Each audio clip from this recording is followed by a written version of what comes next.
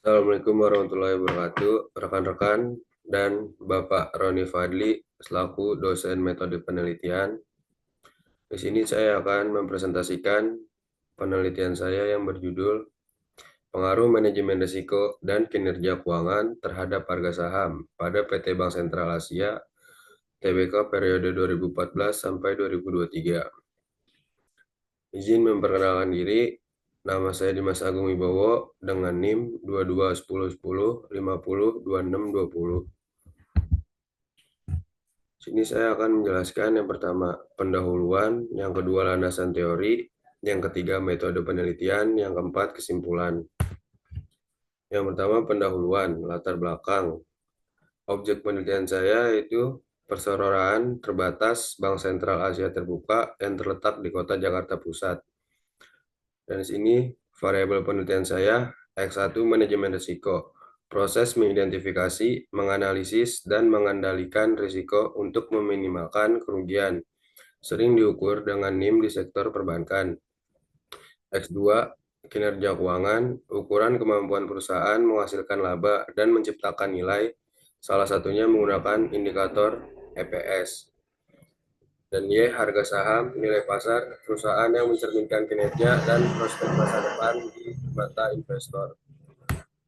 Selanjutnya, rumusan masalah. Yang pertama, apakah terdapat pengaruh net interest margin terhadap saham pada perusahaan Bank Sentral Asia TBK periode 2014 sampai 2023? Yang kedua, apakah terdapat pengaruh earning per share atau IPS terhadap harga saham pada perusahaan Bank Sentral Asia TBK periode 2014 sampai 2023? Yang ketiga, apakah terdapat pengaruh dari interaksi antara net interest margin atau NIM dan earning per share atau IPS tersebut dalam mempengaruhi harga saham pada perusahaan Bank Sentral Asia TBK periode 2014 sampai 2023? Selanjutnya, tujuan penelitian saya yang pertama untuk mengetahui pengaruh net interest margin atau NIM terhadap harga saham secara parsial pada perusahaan Bank Sentral Asia TBK periode 2014 sampai 2023.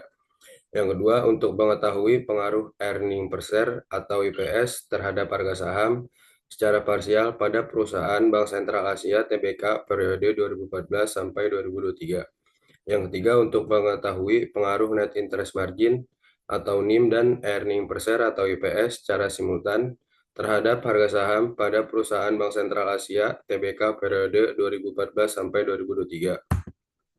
Yang kedua, landasan teori. Manajemen keuangan adalah proses perencanaan, pengelolaan, dan pengendalian sumber daya keuangan suatu organisasi untuk mencapai tujuan finansial secara efektif dan efisien. Dan di sini menurut Weston dan Brigham, pada tahun 2013, manajemen keuangan mencakup pengambilan keputusan yang berkaitan dengan investasi, pendanaan, dan pengelolaan modal kerja. Hal ini bertujuan untuk memaksimalkan nilai perusahaan bagi para pemegang saham. Manajemen risiko. Manajemen risiko adalah proses identifikasi, analisis, dan pengendalian risiko yang berpotensi merugikan organisasi. Dalam konteks perbankan, salah satu indikatornya adalah net interest margin atau NIM yang mencerminkan kemampuan bank dalam pengelola pendapatan bunga bersih dibandingkan dengan aset produktifnya. NIM digunakan untuk menilai efektivitas manajemen risiko dalam mengelola margin keuntungan atas pinjaman dan investasi. Kinerja keuangan mencerminkan kemampuan perusahaan dalam menghasilkan laba dari sumber daya yang dimiliki. Dalam penelitian ini, kinerja keuangan diukur menggunakan earning per share atau IPS yang menggambarkan keuntungan yang diperoleh perusahaan untuk setiap lembar saham yang beredar. Harga saham mencerminkan nilai pasar perusahaan yang dipengaruhi oleh persepsi investor terhadap kinerja perusahaan, prospek bisnis, serta kondisi ekonomi makro. Dalam penelitian ini, harga saham digunakan sebagai variabel dependen yang mencerminkan hasil akhir dari pengelolaan risiko, NIM atau interest margin, dan kinerja keuangan, IPS atau earning per share. Selanjutnya yang ketiga, metode penelitian. Jenis penelitian ini adalah kuantitatif. Menurut Sugiono, pada tahun 2019, penelitian kuantitatif adalah metode penelitian yang berlandaskan pada filsafat positivisme, digunakan untuk meneliti pada populasi atau sampel tertentu. Pengumpulan data menggunakan instrumen penelitian, analisis data bersifat kuantitatif atau statistik, dengan tujuan untuk menguji hipotesis yang telah ditetapkan. Penelitian ini merupakan studi empiris yang bertujuan untuk menguji pengaruh net interest margin dan earning per share terhadap harga saham. Selanjutnya, data dan sumber data. Data penilaian ini menggunakan data sekunder yang diperoleh dari laporan keuangan tahunan pada PT Bank Sentral Asia Tbk. Data yang digunakan mencakup manajemen risiko atau NIM, kinerja keuangan atau IPS, dan harga saham. Laporan keuangan yang dianalisis berupa neraca, laporan laba rugi, dan laporan arus kas yang dipublikasikan setiap tahun oleh perusahaan.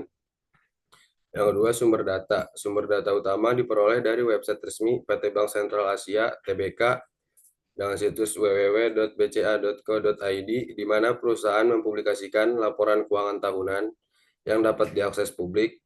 Periode pengamatan data adalah dari 2014 hingga 2023. Selanjutnya, kesimpulan hipotesis penelitian.